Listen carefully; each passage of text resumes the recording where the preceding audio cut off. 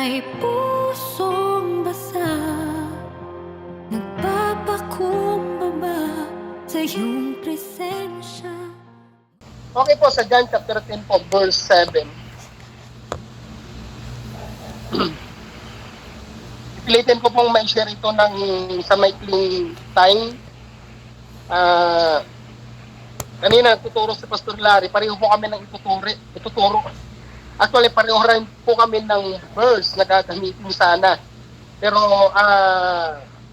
inauna po siya. Kaya, sabi ko, paano kaya ito? Okay, sa John chapter 10 po, verse 7. Sabi niya, kaya't mo nang sinabi ni Jesus, tandaan ninyo, ako ang pintuang daraanan ng mga tupa. Si Jesus ang daan, ang katotohanan. Kaya sabi ni Jesus, I am the way, the truth, and the life. Si Jesus po ang daan at si Jesus ang nagbigay sa atin ng vision. Except na masundan mo ang daan na yun o ang vision na yun, maliligaw ka. Kaya nga sabi ni Jesus, ako ang daan. Kaya dapat sundan natin yung daan na yun, yung vision na binigay ni Lord sa atin. Nalala ko po noong, kung di ako nagkakamali, 20-something, gano'n, 20, nung galing po ako ng Israel, 2017 po ata. Pagdating ko po rito, alam mo yung nakalagay po dun sa church, sabi niya, ang mission ko ay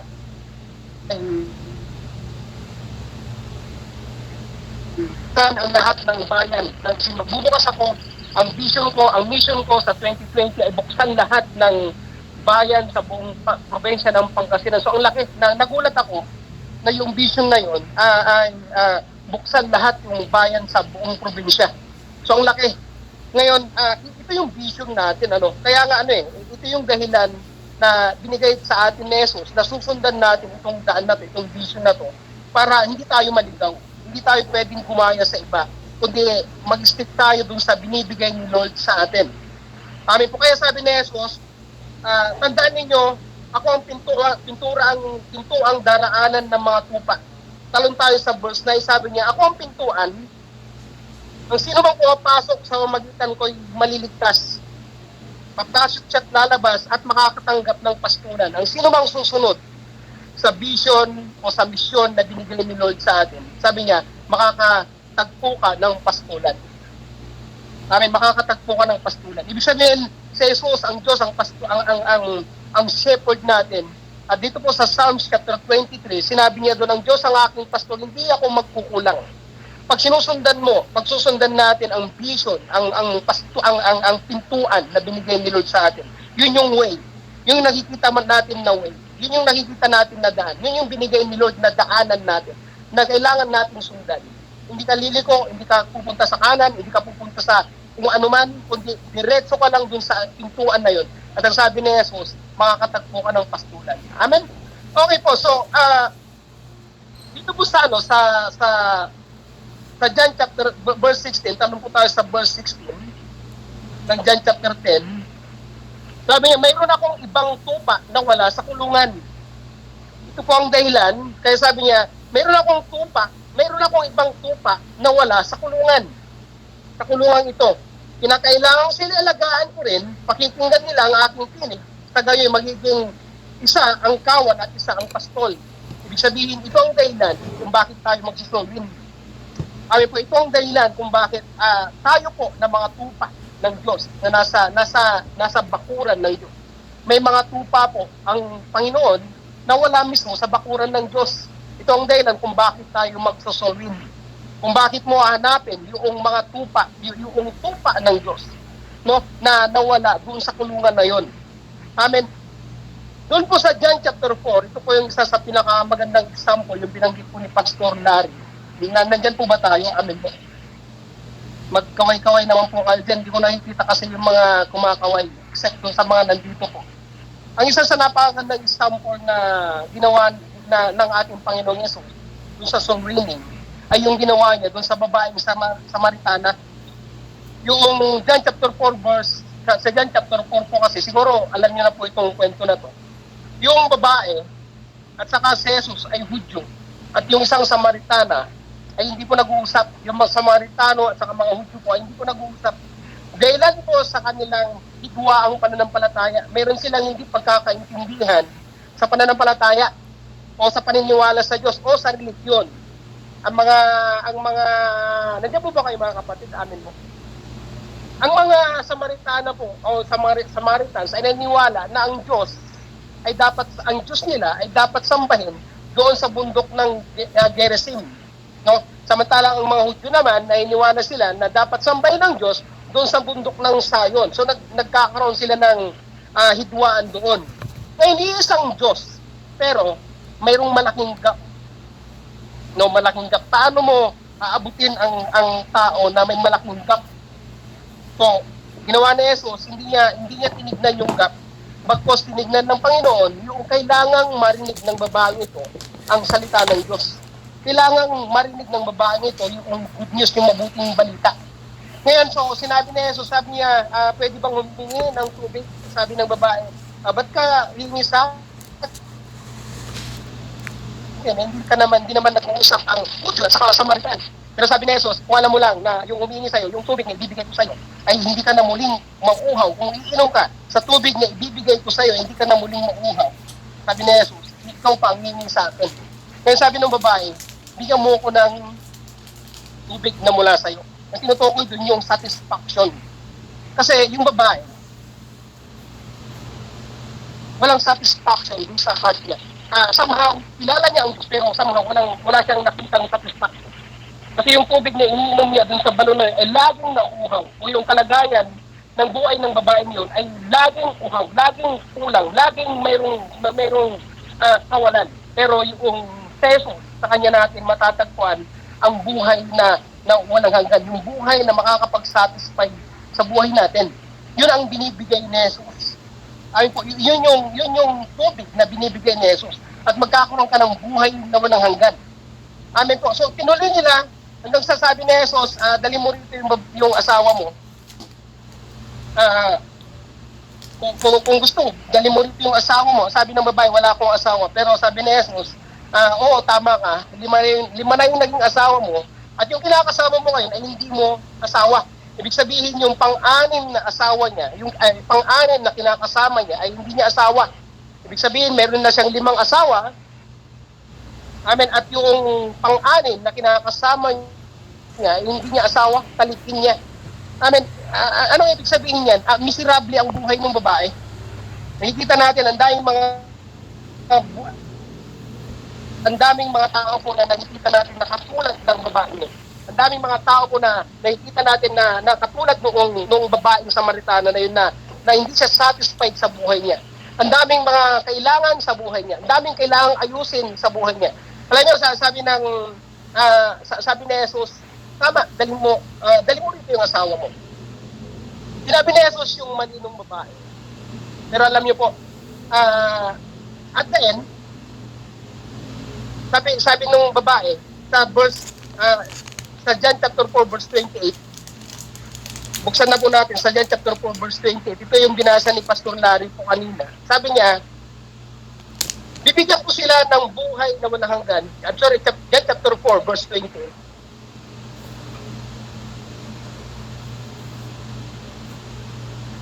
Sabi, iniwan ng babae ang kanyang banga, bumalik sa bayan at sinabi sa mga taga roon, hali kayo, tignan ninyo ang taong nagsabi sa akin ng lahat ng ginawa ko. Sinabi ng babae, tignan ninyo, pumunta siya doon sa Belize at sinabi niya doon sa mga tao na doon na tignan ninyo yung sinabi ng taong ito sa Jesus.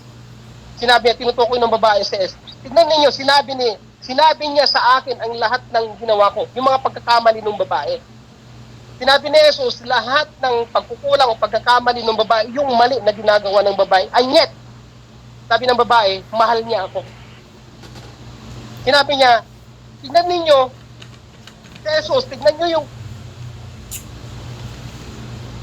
tao nagsabi ng lahat ng ginawa ko. Tinutukoy niya, and yet, mahal niya ako. Yun yung isang bagay na makikita mo dun sa babae na nakapagpabago ng buhay doon sa buhay niya. Yung babae na ang dami niyang pagkukulang, ang dami niyang mani, pero dahil yung mabuting balita ay nagpapakita ng pagkorek at pagmamahal. At yun ang naramdaman ng babae. Isang magandang halimbawa sa buhay na sa chapter na to na Dinurek ni Jesus, oo. At the same time, pinakita rin niya yung pagmamahal. Kaya naramdaman ng babae na yun.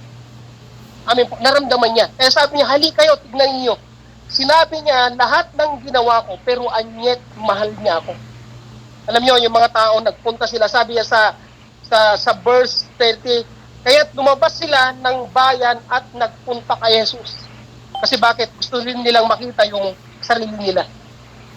Gusto rin makita ng mga tao dun sa village na kung ano rin yung buhay nila, kung ano rin yung kalagayan nila. At nung i-present nila yung buhay nila doon kay Jesus, nakita rin nila yung pagkukulang nila. Amin po, nakita rin nila yung kailangan nila. At alam niyo, sabi ng Bible, nawin lahat ng babaeng ito ang buong village. Alam niyo, ang babaeng ito si Puteni. Si Puteni. Isang babae po, siya ang tawag siya ang naging mother of evangelist. Actually, to the point na handa siyang mamatay kay Kristo. Siya ang unang-unang babaeng tinawag na apostol na naging martir. Ang pangalan niya, si Puteni. Biliin niyo po. So anong nangyari? Naagit yung buhay niya. Okay, ano pong ibig kong sabihin? Tulad ng babae, ang dami niyang kailangang pagtagumpayan sa buhay. Tama po ba? O kung paano ka magiging maayos na survivor? Kasi si Puteni, si Puteni po, nawin niya yung buong village. Pero alam niyo po ba na si Puteni po ay nagtatago? Hindi ayaw niya makisalamuhan. Kasi bakit? 5 yung asawa niya. At meron na siyang, may 5 na yung naging asawa niya. Meron pa siyang kinakasama na somehow, no, kwentuhan yan ng village. Ang daming kwento dyan sa village. Kasi nung unang panahon, may time po na mag-give sila. So nagtatagpo sila. Lahat ng babae dun sa village, may oras na pag nag-give sila, nandun sila lahat. Na-imagine nyo po. Kasi wala namang pong cellphone nung time na yon. Wala namang mga Instagram, wala namang mga Facebook. Pero may oras po sila na mag-give. No, magpainom ng tubig, mag-give. So pumupunta sila at timing at alam niyo nagkukwentuhan yan. Pero nung time na yon, yung babae lang ang pumunta na mag-isa. Bakit? Kasi iniiwasan niya yung problema niya. Iniiwasan niya yung sasabihin ng mga tao sa kanya. Pero tingnan niyo po nung nakilala niya si Jesus, nakilala niya ang Panginoon, naging isa siyang successful na soul winner. Naging successful siya na soul winner. Ngayon, anong kailangan natin gawin? Ganito po, hindi ako naniniwalang hindi siya dumaan sa struggle. Amin po. Lahat tayo ay dumaan sa mga struggle. Pero kailangan niya itong pagtagumpayan. Kalabitin nga po natin yung katabi natin, kailangan mong pagtagumpayan. Meron po tayong, bago ko po meron po tayong 3 bagay na kailangang i-conquer. Kasi si Puteni, ang dami niyang dinaanan. Pero paano siya naging successful na soul winner? Sa atin pong mga worker, ang dami nating naging mga problema amin po. No, ang dami nating naging mga hirap. Pero kailangan nating may mga bagay po na kailangan nating i-conquer. Amin po, may mga bagay po na kailangan nating i-conquer. Okay, so sabi nila, meron po akong nabasa, sabi niya, road to success is a journey to conquer. Ang daan daw papunta dun sa success ay kailangan mong may mga journey ka na dapat mong i-conquer. Na nakuha po natin. Hindi ka pwedeng maging successful dun sa isang bagay. Tulad ni Puteni. Hindi siya magiging successful na soul winner kung hindi niya kinonquer yung mga problemang dumaan sa kanya. Ang dami pong mga problema sa buhay natin na, alam niyo po, tama po, sa atin pong mga worker, ang dami nating pagtitiis. Wala namang problema sa pagtitiis. Kasi kailangan nating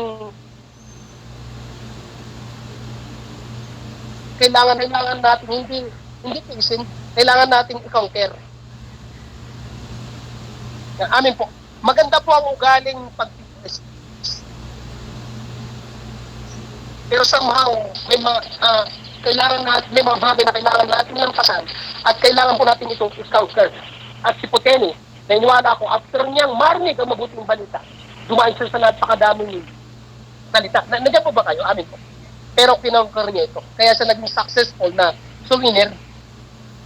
Hindi ba pwede, hindi kaya sasabihin niya, i-invite mo ko, ikaw nga, 5 asawa mo. 5 nga yung naging asawa mo, pangit nga yung hindi kaya yun ang naging mga problema niya. Pero kinonquer niya ito. Amin po.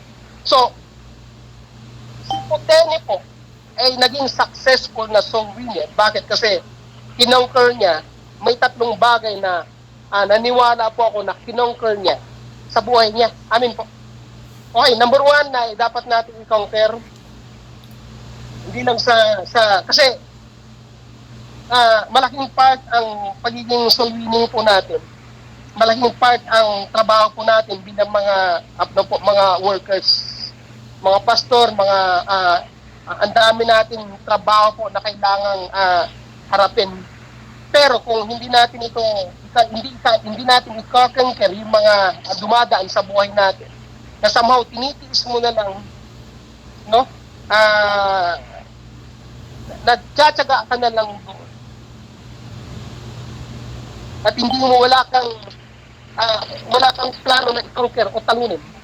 Alam niyo po, mapapagod ka eh. Tama po ba? Nakuha po ba natin? Amin po. Kailangan mong i-conquer. Nalala ko po yung kabataan ko po nung time na yun. Alam niyo yung init habang nagtatrabaho ka, ang init. Pero alam niyo, pag kinonquer mo yung init, mamaya baliwala mo yung init. Itisin mo yan, pero actually, kinonquer mo. No, yung kinonquer mo siya, tinatawag mo siya, may way na may encouragement yan, pero kailangan mong i-conquer. Amin po. Hindi mo, may mga way na kailangan mong talunin yung mga bagay na yun. Okay po. Number 1 na kailangan po natin i-conquer. 1 is yung sarili natin. Narinig ko po kanina, ang daming pagtitiis sa mga sarili natin. Amin po. Ang dami nating problema sa mga sarili natin.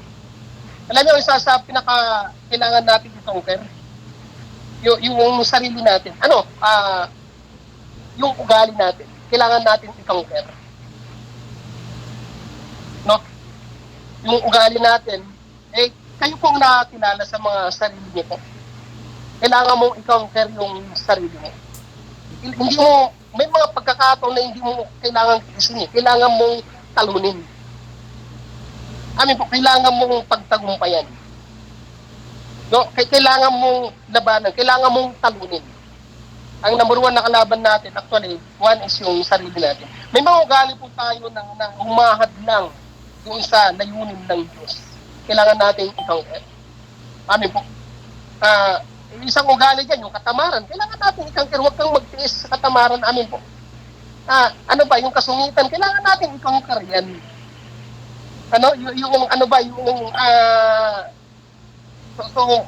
Yung mga ugali yung mga salita na mali, kailangan mo i-conquer yan eh. Yung mga isipan na mali, kailangan mo i-conquer yan. Hindi mo kailangan tiisin yan. Kailangan mo i-conquer. Amin po. So, nakukuha po ba natin? So, ang dami nating, tulad ni Puteni, ang daming bato sa kanya. Pero, alam niyo po, kinonquer niya yun. Hindi lang niya tinis, magpos nalampasan niya yun.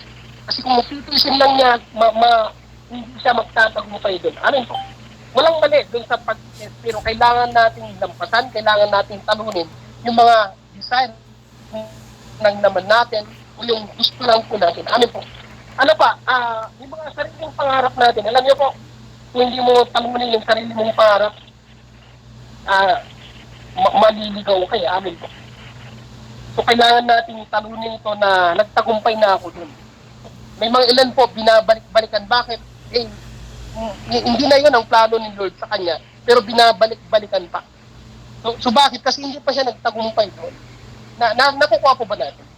May mga hakbang pa tayo na mali, paulit-ulit. Bakit? Kasi sasabihin natin, tinitiis naman ako ni Lord. No, kailangan natin itong pagtagumpayan.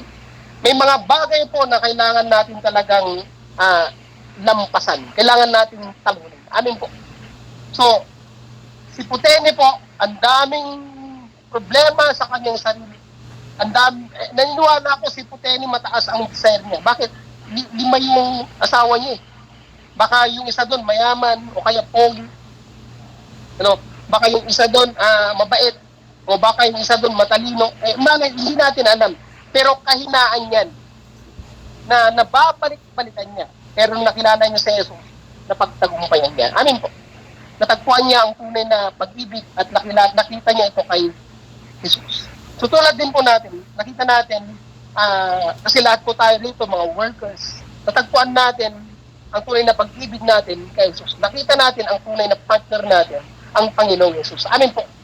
So, yung sarili natin, kailangan natin pagtagumpayan. Yung mga personal na desire natin na outside sa kalooban ng Diyos, kailangan natin pagtagumpayan. Amen? Amen po. Okay, pangalawa po na kailangan natin pagtagumpayan o i-conquer ay yung opponents natin. Opponents. Ano ba mga opponents natin? Okay, ang gawa ng kaaway, ang diablo po. Opponents natin yan. No? Ano to mga to? Ang taktika ng kaaway, alam ko, ang dami nating alam dito, pero magbibigay po ako ng mga ilan na halimbawa na taktika ng kaaway, ng diablo. Halimbawa, number 1 is yung unforgiveness. Taktika ng kaaway yan. Kailangan mong mapagtagumpayan.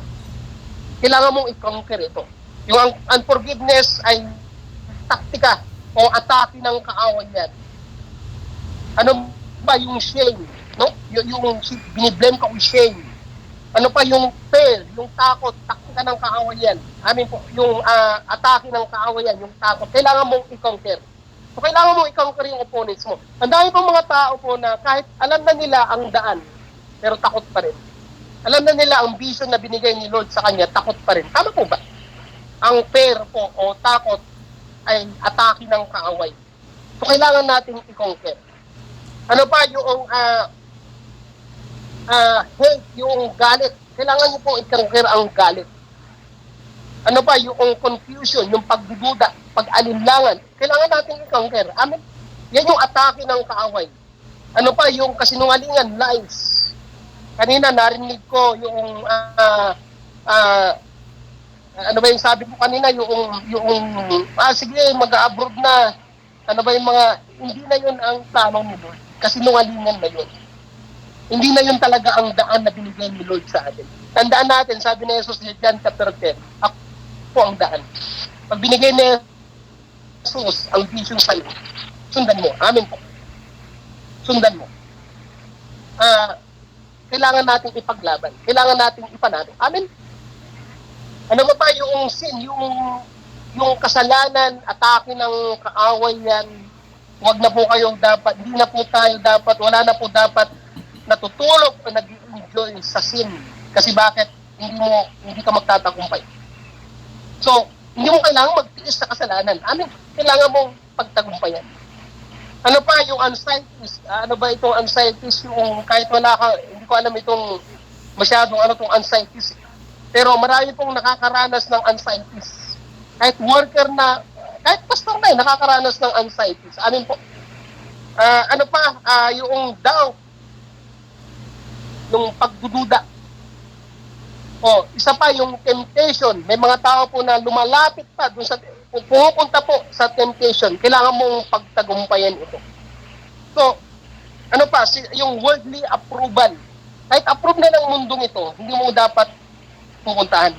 Kailangan mo itong mapagtagumpayan. Amen? So, kailangan mong i-conquer. Naniniwala po ako si Putin, hindi ka agad ganun kadali sa kanya. Hindi po ba kayo amin? Kasi to the point na handa niyang ibigay yung buhay niya. Naging martyr siya. Siya ang isang kauna-unahang babae na parang tinawag na apostol, New Testament apostol din na naging martyr o naging kauna-unahang babae na naging evangelista. At to the point na handa niyang ibigay yung buhay niya. Namatay siya alang-alang sa Panginoon. Hindi ganun kadali. Amen po. At itong mga bagay na to, kinongkor niya. Itong mga bagay na to ay pinagtagumpayan niya. Amen. Okay. Isa pa po. May nakuha po ba natin? Ano po yung number 1 na dapat natin i-conquer? 1, yung sarili natin. Pangalawa is yung opponents natin. Kailangan nyo pong i-conquer. Huwag kang magtiis sa opponents mo. Kailangan mong pagtagumpayan. Wag niyo pong tiisin ang sin, wag niyo pong hindi po ganun. No? Yung mga ugali natin na pangit, wag nating tiisin. Kailangan mong pagtagumpay. May mga ano po may mga excuse me po may mga worker na kailangan nating tiisin yan. Alam niyo po, yes, kailangan mong tiisin yung tao. Kailangan mong pagtyagaan. Pero alam niyo po, kailangan din nating matutunan na kailangan nating pagtagumpayan yung mga maling ugali natin. Amen. Okay, last po na pangatlo po na kailangan nating pagtagumpayan. Nandiyan po ba kayo mga kapatid? Pangatlo po na kailangan nating pagtagumpayan ay yung mga difficulties sa buhay natin. Okay, ang dami pong difficulties sa buhay natin. Alam niyo po ba na or hardness or hardship, no? Dumadaan talaga tayo dyan. Alam niyo po ba na si Jesus, dinala siya ng Espiritu ng Diyos doon sa wilderness para i-test. No? Dumaan siya sa difficulties. Dumaan siya sa pagsubok na yun. No? Pero pinagtagumpayan niya. Nagtagumpay siya doon. So hindi rin tayo exempted na pwedeng dumaan sa mga difficulties sa buhay. Pwedeng dumaan tayo sa kahirapan, pero hindi naman yung permanente. Pwedeng dumaan naman tayo sa kawalan, pwedeng dumaan po yun. Pwedeng i-check nyo po. Kasi kung nananatili ka sa ministry mo, nananatili tayo dun sa vision na binigay ni Lord sa atin, dun sa daan na binigay ni Lord sa atin, pwedeng dumaan tayo sa difficulties. Pero kailangan mo po siyang mapagtagumpayan. Kailangan mo siyang i-conquer.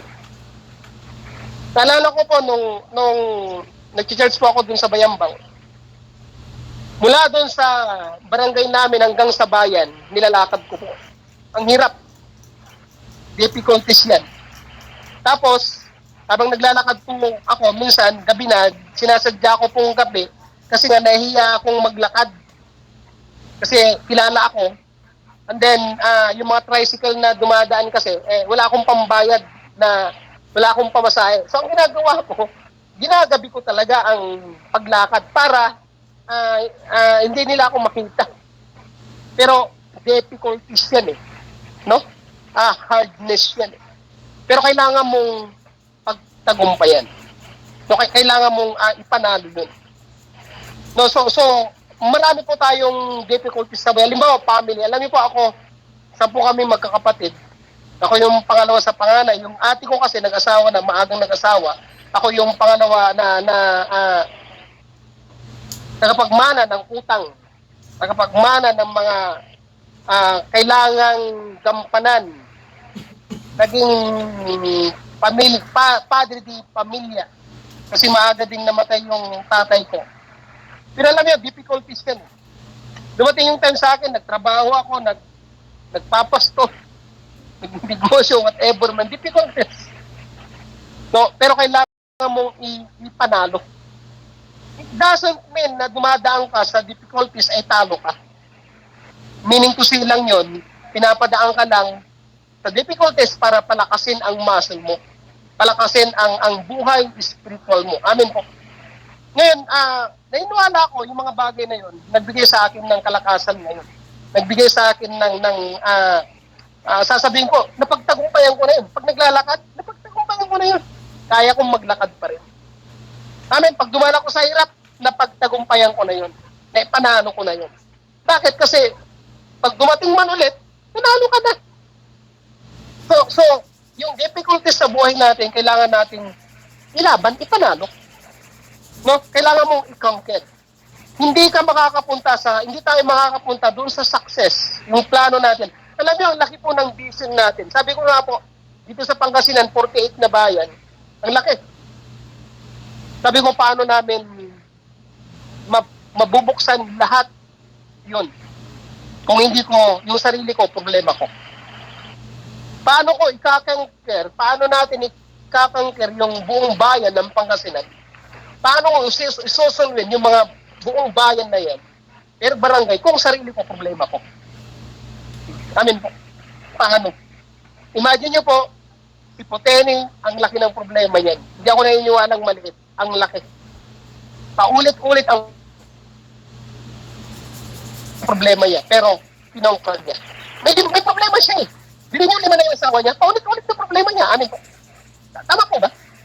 Lima yung asawa niya. Hindi naman sabay-sabay yun. Kung baga naging asawa niya, ibig sabihin, siguro, dinibos niya yung isa, tapos yung isa na naman, dinibos niya ulit. Tapos yung isa na naman, dinibos niya ulit. Kung naghiwalay, bilhin niyo pa ulit-ulit na problema. Nandiyan po ba kayo mga kapatid? Pero, kinongker ni Putini yun. Inalo ni Putini yung problema na yun, yung sarili niya. Kasi paulit-ulit na lang. Meron po ba tayong problema sa buhay na paulit-ulit na lang? Kami po, meron po ba tayong sitwasyon sa buhay na paulit-ulit na lang? Sabi ni Pastora Joy kanina, 2026 na naman. Kapapasok pa lang ng 2026, pagod ka na. Ibig sabihin, nung 2025, pagod ka na, laging pagod. Pagpasok, pagod na naman. Amen. So paulit-ulit na lang na problema. Kailangan natin i-conquer. So, sabi ko, paano namin i-conquer? Paano natin bubuksan ang buong bayan na ito na problema ko yung sarili ko?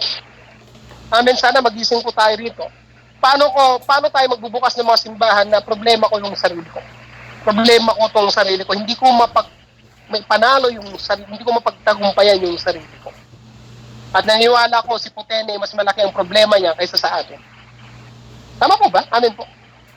Yung iba nga sa inyo, hindi pa nagka-boyfriend. Pero si Putene, 5 na yung naging asawa niya. Amen.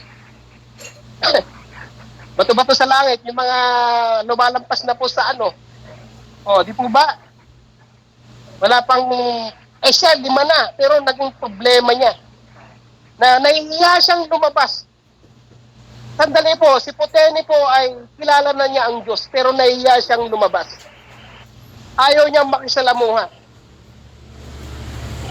Pero ikaw, wala ka pang boyfriend eh, wala ka pang girlfriend eh, amin po. Pero, di ba? O, ang daming nag-amen. Pero si Putene, yung paulit-ulit na problema niya, pinagtagumpayan niya. Alam niyo, sabi niya, tingnan niyo. Tingnan nyo, mga kapatid, pumunta siya doon sa village, doon sa kabarangay niya, Sabi niya, tignan nyo, nung una nahiya siya, ni makisalamuhan nahiya siya. Pero nung napagtagumpayan na niya yung sarili niya, amen, hindi na siya nahiya. Sabi niya, tignan ninyo, hali kayo, tignan ninyo yung taong nagsabi sa akin ng mga mali ko. Ibig sabihin, nanalo na siya doon sa sarili niya. Amen. Pero kung hindi natin kasi may pagtagumpay yung sarili natin na, Lord, yung buhay na to sa'yo. Lord, yung buhay na to pag-aari mo. Kung hindi natin napagtagumpayan na, Lord, yung buhay na to surrendered sa'yo. Hindi ka lalabas eh, amin mo. Hindi tayo mananalo eh. Pero si Putene, sabi niya, Lord, yung buhay kong ito, sa'yo. Amen. Yung sarili kong ito, sa'yo. Yung buhay kong ito, yung lahat ng pagkakamali at pagkukulang ko, alam mo. Pero sa kabila ng lahat ng yon, minahal mo ako, pag-aari mo ako.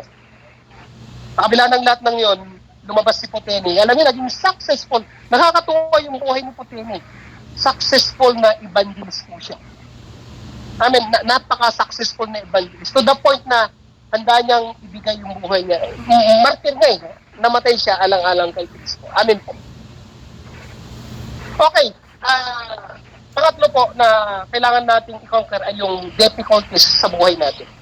Meron pang dumadaan po sa inyo ng walang pera. Difficulties yan eh. Amen. Pero kailangan mong mapagtagumpayan.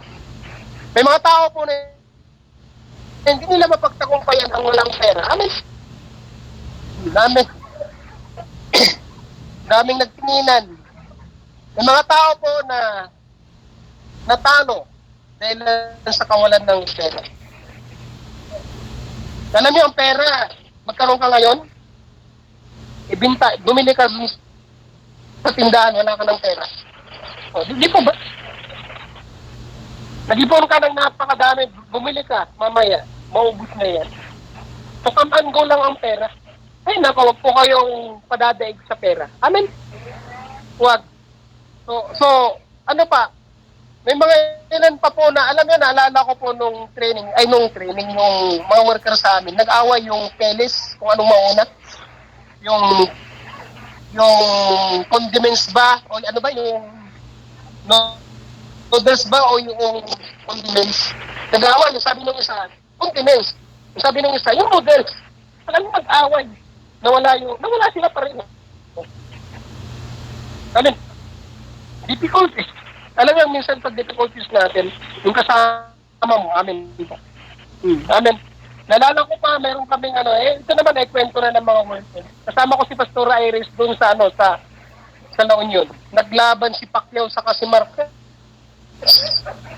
Alam niyo paano si Iris? Paano niya pag-iiwalayin yan? Alam niyo ang nag-break yung unbeliever. Ang referee nila yung unbeliever. Nagsuntukan yung dalawang worker. Si Apostol Marquez saka si Propeta Pacquiao. Hindi ma-break ni Iris. Ang nag-break yung unbeliever sa kapitbahay. Amen po. Minsan, ang difficulties natin, hindi yung sarili natin, yung kasama natin. Amen po. Pero kailangan mong mapagtagumpayan. Kailangan mong ipanalo. Tama po ba? Kasi paano mo i-win? Alam nyo, nakakalungkot. Paano mo i-win yung mga kapitbahay mo na, ay si Pacquiao sa si Marquez nagsuntukan. Si Apostol, yung dalawang pastor, sa labas ng simbahan na nakakahiya amin po. Paano natin i-win? Kung hindi mo may panalo yung kasama mo na nanalo ka na, paano ba? Nagtagumpay ka sa kanya, nanalo ka sa kanya, ibig sabihin, natanggap mo siya. Namahal mo siya, hindi mo siya papatulan kahit mauna yung peles o yung condiment. Walang problema. Walang problema po kung nauna yung condiments o peles. Parang, o sige, nanalo ka na. Amin po. Hindi yung, so, nakuha natin. So, ang dami nating difficulties sa buhay. Yung family, alam niyo po, ang isang problema pa natin, pamilya. Amin. May mga workers tayo. Yes, kasama po. Kasi ako, napaka-family oriented namin. Pagdating ng mga Pasko na ganito, naku, hindi pwedeng hindi ka pumunta. Mapupulaan ka. At yung iba naman, dahil sa ikaw ay pinag-aral, sasabihin nila, nag-aral-aral ka. Pinag-aral-aral ka, tapos ngayon, mag-worker ka. No? Tapos ngayon, mag-born again ka. Ay, difficulties yan. Pero it doesn't mean na wala ka sa pintuan na binibigay ni Lord. It doesn't mean na wala ka sa vision na binigay ni Lord. Ang sabi niya, kung papasok ka sa pintuan na yun, yung vision na binigay ni Lord, yung plano na binigay ni Lord, pagpapasok ka sa pintuan na yun, ang sabi niya, makakatagpo ka ng tunay na pastulan. Amen? Tunay na pastulan. Yes. Ngayon, okay, makakaranas tayo ng mga difficulties na ganun, pero kailangan natin ipanalo. Amen po. Amen. Okay, i-close ko po sa ganito. Doon sa barangay po namin, kasi nung naborn again po ako, meron akong kaibigan.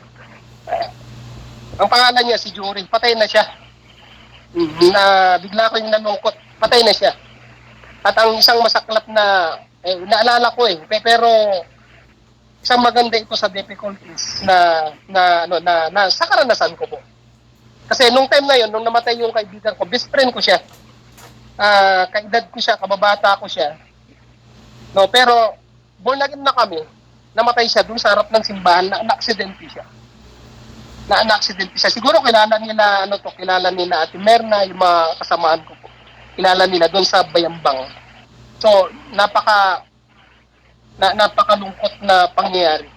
At nung time na yon, nagdadalawang isip na ako. Sabi ko, kung ikaw ay tunay na Diyos, bakit mo pinayagan yun? Alam niyo, ang tanong na yon, mamamatay na yung vision na binigay ni Lord sa'yo. Yung tanong ko, mamamatay na yung vision na binigay sa akin ng Diyos. O mamamatay na yung pangarap ni Lord sa akin. Kasi bakit? Ang tanong ko, kung tunay kang Diyos, bakit mo pinayagan yun? Alam niyo, nung time na yon, naalala ko, dinala kami ni Pastor Boy. Nandun kami sa Manila, sa San Diego. And then nagtrabaho po kami doon sa construction ni Kuya Lino. Kung kilala niyo po si Kuya Lino. Ang specs, nagtatrabaho po kami dun sa specs. Kasama ko sina Lian, sina Pastora Eliam, kasama ko sila dun na nagtatrabaho. Pero pag gabi, nandun sa church, doon kami natutulog, dun sa San Diego, tinuturuan kami ni Pastor Boy. No, tinitrain kami kung paano magpalayas na maglihans, paano mag-pray dun sa may sa bunyag, yung i-dedicate ganun, paano ipag-pray yung birthday.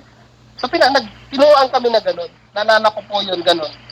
Ngayon one time, ito nangyari yun, pero matagal, nag-iisip na ako, Lord, kung ikaw ay tunay na Diyos. Kasi yung kaibigan ko yun, sabi niya, magpapastor ako. Alam niyo siya ang unang nawin ko. Kasi nauna na akong na-born again. Hindi ako naghirap na iwin siya kasi kaibigan ko eh. Yung mga kapatid ko, naunang na-born again. Tapos yung kapatid din niya, naunang na-born again. Sina Donna, kung kilala ni na Ate Merna, sina Pastor, sina Aileen. Pero yung si Jury, na late kami, nahuli kami, tinarget ako. Nung na-born again na ako, nakakilala na ako sa Lord. In-invite ko siya, sabi ko sa kanya, nasaan si na Donna, nasaan si na Aileen? Sabi niya, nandun, hallelujah, nagpapalakpakan. Sabi ko sa kanya, halika, sama ka. Sama siya kagad. Hindi ako naghirap na mawin. Parang, kasi kung nasaan ako, nandun siya. No? Kung nasaan ako, nandun siya. So, napakadali ko siya ngayon. Tara, punta tayo. Wala hindi ko siya siniran. Hindi ko siya siniran. Ganun kadali pag best friend mo. Tipo ba? Hindi ko siya siniran. Basta, alika. Hindi naman ako marunong mag-share. Basta, alika. Punta tayo doon. So, pumunta kami. Many years. So, nangyari nga. Sabi niya, gusto kong magpastor. Pero nung time na yun, na-aksidente, may nangyari sa Ngayon, ang sabi ko, ang tanong ko sa Lord, nung nandun na ako sa trabaho, sa Specs. Doon sa Specs, ang pangalan ng construction company ni Kuya Lino. Nandun na po ako sa construction. Alam niyo, nagtatanong akong ganyan. Alok ako sa tao. Alok na rin ako sa mga kasamahan ko. Yung mga born again, alok ako. Maging sa mga kasamahan ko na mga nandun na tinitrain, alok ako parang may sarili na akong mundo na, may sarili na akong plano na nagkamali yata ako ng pinasok. Kasi sabi ko ganyan, Lord, kung totoo ka, bakit mo pinayagan yun? Alam niyo, habang naglalakad akong ganyan, meron akong narinig. Sabi niya, darating ang panahon, sabi ng boses, sabi niya, may mga bagay na hindi mo kailangang malaman ngayon. Pero pagdating doon, malalaman mo. May mga bagay na hindi mo maintindihan ngayon. Pero pagdating ng panahon, maintindihan mo. Deuteronomy chapter 29. Amen po, verse 29. Tama po ba? Nung nabuklat ko ngayon, Deuteronomy chapter 29, verse 29, nandun. Kaya Lord, sige. Amen. Sige. Alam niyo ang sabihin, nung time na yun, ayaw ko na. Difficulties yan eh, amen po. Struggle yan, hardness yan. No? Ang hirap mawalan ng ganun. Difficulties yan eh. Pagsubok yan eh. Pero alam nyo, glory to God. Glory to God kasi unti-unti na pagtagumpayan, unti-unti na labanan. Kasi kung hindi mo lalabanan, hindi mo ipapanalo, hindi mo masusunod ang plano nila. Hindi ko alam after how many years, magiging pastor pala ako, after how many years, mabubuksan pala ang Pangasinan, ang mga bayan ng Pangasinan, mabubuksan ang La Union, may mga mabubuksan pala dyan. Ito pala, ang laki pala yung plano ni Lord. Amen po. Ngayon yung bagay na yon, si Lord na ang bahala. Amen po.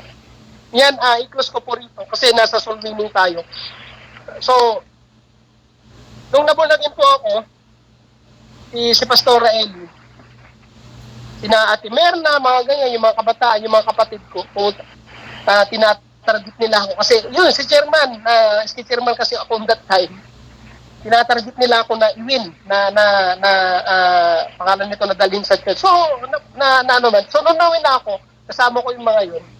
Alam mo, nag-share ka, ang init namin, ang nag-share kami dun sa Sangkakulis, doon mismo sa barangay namin. Doon mismo sa, di ba, Ate Merna, doon mismo sa barangay namin. Pumupunta kami doon, nagsishare kami. Alam nyo, kahit umuulan, tanongin nyo sino Pastor Eli, kahit umuulan, pumupunta kami, putik. Ang saya namin. At pumunta kami doon sa mga barkada ko, na kainuman ko, pumunta kami doon. Sinesiran namin sila. Alam niyo, sabi nila sa akin, na natutuwa ako, na ano ako eh. Sabi niya, pumunta ka lang dyan sa Bunagin kasi meron kang nililigawan eh. Tignan mo yung salita na yun. Di ba? Sabi niya, pumunta ka lang, nag-Bunagin ka lang kasi may nililigawan ka dyan. Sabi nilang gano'n. Di ba? Mismong barangay mo. Alam niyo, one time, binagsakan kami ng tawag nito, yung labahan yung bahay na pinagbabibilistudihan namin. And then, pumunta kami doon sa ibang bahay, kina Atilita, hanggang sa na-transfer na ako sa La Union. Alam niyo, after how many years, kasi nung time na yun, walang church sa Sangkakulis. Halos walang na-born again sa barangay po namin. Alam niyo po, ang prayer namin, Lord, mabuksan, may mga dadaling ka na mga gawa rito. Pinagpe-pray namin. Alam niyo po, glory to God. After how many years, alam niyo po, yung barangay po namin ngayon, may 4 na church ng born again. May 4 na church na born again. Emmanuel Church, Puro Square Church, Wall of Hope, saka Bride of Christ. 4 na church ang nandoon sa barangay namin. Amin po. And then, ang isa pa, ang daming na born again na ngayon. Dun sa barangay namin. Amin po. Ngayon yung mga auntie ko po na kumukontra sa amin, hindi ko, after how many years, yung mga anak nila, born again pala. Amin po. At may yung mga auntie ko na yun, may mga apo na ngayon na pastor, na kaedad ni na Maricho, 23 to 24, 25 years old, na mga fresh graduate, na naging pastor na sila ngayon. Di ba, amin po? Ano po ibig kong sabihin? Yung soul winning, pwedeng hindi tayo umani noon. Pero yung mga salita pala na sinishare natin ay buhay. Yung salita pala, yung word of God pala na sinishare natin, hindi namatay. Tutubo at tutubo unti-unti. Hindi natin nakikita pero miraculously, tumutubo pala. Kasi yung prayer namin noon na, Lord, yung auntie ko maborn again. Yung auntie namin, parang imposibleng maborn again. Hindi namin alam, yung ibang mga pinsan namin nasa ibang bansa, born again pala. At yung mga anak nila ngayon, na pamangkin ko na, ay may mga pastor. Alam nyo, may 3 na pastor sa mga pamangkin ko. So glory to God. Amen po. Glory to God. Anong ibig sabihin? Pag tayo magsawa na i-share ang salita ng Diyos, in due season, na anit tayo. Amen po. Kailangan lang natin i-conquer yung sarili natin. Kasi kung madali kang ma-discourage, kailangan mong i-conquer. Alam niyo, nung time na yun, tanongin niyo po si Pastora Eli, kung maarte ka na maglalakad papunta dun sa Sangkagulis, naku po, madudulas ka, yung paa mo, putik-putik, ang hirap. Pero ngayon, maganda na po yung daan dun. Ang ganda na.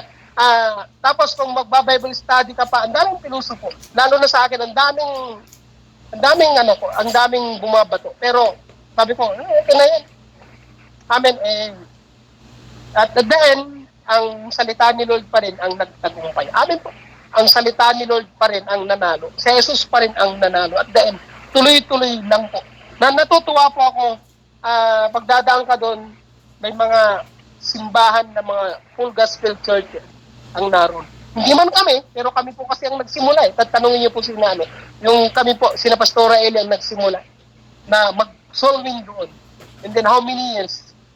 Nung na-stop na yung soul winning doon, kasi nga, kilala na kami. Nung na-stop na yung soul winning, nasa naman na ako sa La Union, 10 years na akong nawala dito sa Pangasinan. Pero nung bumalik na ako, ang daming mga churches na mukha. Unti-unti, nag-start ang mga gawain ng Panginoon doon. Amen po. So, huwag tayong magsawa po na ilaban.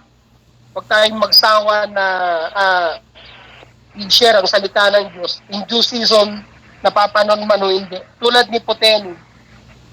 Si Poteni nakaka-inspire yung buhay niya. Bakit? Kasi nahiya siyang lumabas. Pero nung napagtagumpayan niya yung sarili niya, yung opponents, at yung difficulties ng buhay niya, nag-shine siya. No? Hindi na ngayon, lumabas siya, sabi niya, halika kayo, tignan ninyo. Tignan ninyo yung kabutihan ng Diyos sa atin. Amin po, halika kayo, tignan ninyo.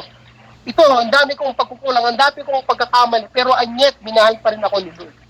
Amin, yun ang mabuting balita. Kung isi-share natin yung buhay natin, na tignan mo ako, amin, yung buhay ko ganito, pero tignan ninyo, minahal pa rin ako ni Lord. At yung pag-ibig na yon, mababago yung buhay mo. Amin. At pag sinare natin yan, napaka-epektibo yung buhay na yun. So, alam ko po, mayroon tayong mga kanya-kanyang testimony po sa buhay natin. No, ang dami po nating mga testimony po, ang dami nating difficulties, at sa mga personal na buhay na kailangan natin pagtagumpayan. Maging yung mga opponents natin, ang daming problema, pero kailangan nating ipanalo, kailangan nating mapagtagumpayan. Amen. So, yung road to success ay kailangan nating i-conquer yung mga journey na yun, yung mga dadaanan natin na yun. Amen. So, ano po yung number 1? Kailangan natin i-conquer yung sarili natin. Amen po. Minsan, mas mahirap kalaban ang sarili natin kaysa sa demonyo. Tama po ba? Kasi yung demonyo, sa pangalan ni Jesus, lumayas ka, lalayas eh. Pero yung sarili mo, pwede bang sa pangalan ni Jesus, ikaw na, ano? Pwede ba yun? Ikaw na sarili ko, lumayas ka sa pangalan ni Jesus. Pwede ba yun? In Jesus' name, sa pangalan ni Jesus, kahit ano ka pa eh. Ikaw na sarili ko, lumayas ka, huwag ka nang gumalik. Paano ba yun? So, nakakatawa, di ba? Pero, totoo. Kailangan mong i-conquer, kailangan mong matutunang i-conquer yung sarili mo. Amen. Pangalawa, yung opponents natin, kailangan mong i-conquer. Kasi kung hindi, paano ka mananalo? Okay, pangatlo po yung difficulties. Ang daming difficulties sa buhay natin, pero I can do all things through Christ who strengthens me. Amen po. Ang lahat ng ito, magagawa ko dahil sa lakas na kaloob sa akin ni Kristo. Basahin ko po sa Pilipos chapter 4, i-close ko po rito. Buksan natin Pilipos chapter 4 po. Start natin po sa verse 11.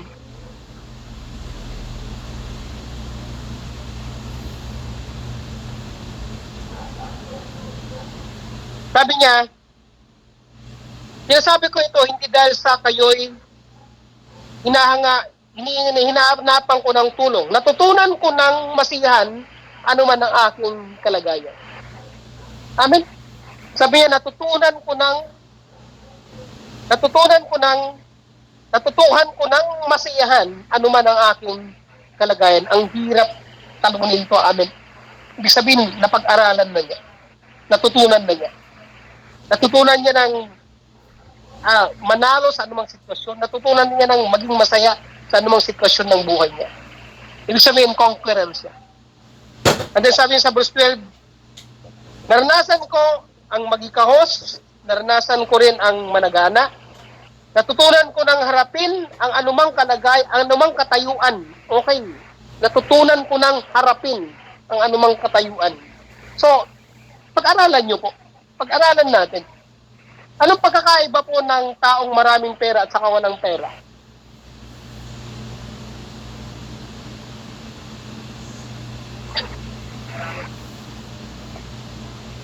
Tatanong ko po sa mga nag-online, ano po ang pagkakaiba ng taong maraming pera at saka walang pera? Tao pa rin. Anong pagkakaiba? Tao pa rin. Alin po? Pareho lang. Kasi minsan marami kang pera, malungkot ka pa rin. Pag wala kang pera, masaya ka pa rin. Dumarating pa rin yun, yung kalungkutan na yun. So, ang tinutukoy ni Pablo, dapat matutunan mong harapin ang anumang kalagayan sa buhay. Sa mission natin, naku po, sa mission natin, pwede magkaroon ka ng pera, pwede mawalan ka ng pera, kailangan matutunan natin. Amen. Ang daming struggle, kailangan mong matutunan. Sabi niya, natutunan ko ng harapin ang anumang katayuan. So, anumang katayuan niya, natutunan niya. Sabi niya, ang mabusog at magutom, ang kasaganaan o ang kasalatan. Verse 18, ang lahat ng ito ay nagagawa ko dahil sa lakas na kaloob sa akin ni Kristo. Napaka-powerful po ang kapangyarihan ni Jesus na mayroon sa atin. Amen? So, okay, ang isa pa po rito, last, i-close ko na po, dalhin natin, ang lahat ng ito, dalhin natin sa prayer, talunin natin through the Word of God, kasi ang sandata natin ay ang salita ng Diyos. Amen po. Through yung anointing na pinagkatiwala ni Lord sa atin, at last, yung abilidad na binigay ni Lord sa atin. Amen po. Through sa mga difficulties ngayon, kailangan natin talunin doon. Amen. So, nakuha po ba natin? Okay. So, i-close po natin. Pray po tayo. Lord, salamat po sa napag-aralan po namin. Salamat sa training na ito. Patuloy o Diyos na ikaw ang siyang manguna. Yung mga sarili namin, yung mga difficulties namin, Panginoon, yung mga opponents namin, Lord, turuan mo kami na mapagtagumpay ng mga bagay na ito. Upang maging successful po kami sa mga ministry, upang may panalo namin, maging matagumpay kami sa mga layunin mo sa buhay namin. Ikaw ang siyang nabigay ng vision, ikaw ang siyang aming pintuan, at ang sabi mo sa iyong salita, ang sinumang daraan, papasok, lalabas, ay makakatagpo ng pastulan, Panginoon. Salamat sa mabuting pastor namin, ikaw ang mabuting pastor namin, you are our great shepherd, Father God. Kaya salamat o Diyos, sa mga pangako mo sa iyong salita, sa Psalm chapter 23, verse 1 na ang sabi mo, Panginoon, na ikaw ang aming pastor, hindi kami magkukulang, Panginoon. Inaangkin namin ang mga pangako mo sa mga buhay namin. And Lord, salamat sa mga mission na binigay mo sa amin. Saan mo kami dalhin sa kanya-kanya naming mga lugar, sa mga lugar na pinagkatiwala mo sa amin. Lord, turuan mo kami na i-conquer ito. Salamat, Panginoon, dahil sa paglabas namin, dala-dala namin ang mga salita mo. Ikaw, Panginoon, ang dala-dala namin at i-share namin sa mga tao, Panginoon, upang ikaw ang siyang manguna, ang mga tao makakasalumahan namin. Lord, nagdideklara kami ng kagalingan, nagdideklara kami ng tagumpay, nagdideklara kami ng kasaganaan sa mga buhay nila. Inaangkin namin ang kaligtasan nila, Panginoon. Magiging masigasig kami na i-share ang salita mo, maging masigasig kami, Panginoon, na ang mabuting balita ay may kanat sa saan mo mang kami dalhin, Panginoon. Salamat, Ama, balutan mo kami ng iyong kapangyarihan mula ulo hanggang paa at silihan ni Diyos ng banal na dugo ng anak na si Jesus. Sa iyong lahat ng kapurihan, sa pangalan ni Jesus, Amen and Amen. So, purihin po natin ang Panginoon. Amen po. So, binabalik ko po sa MC.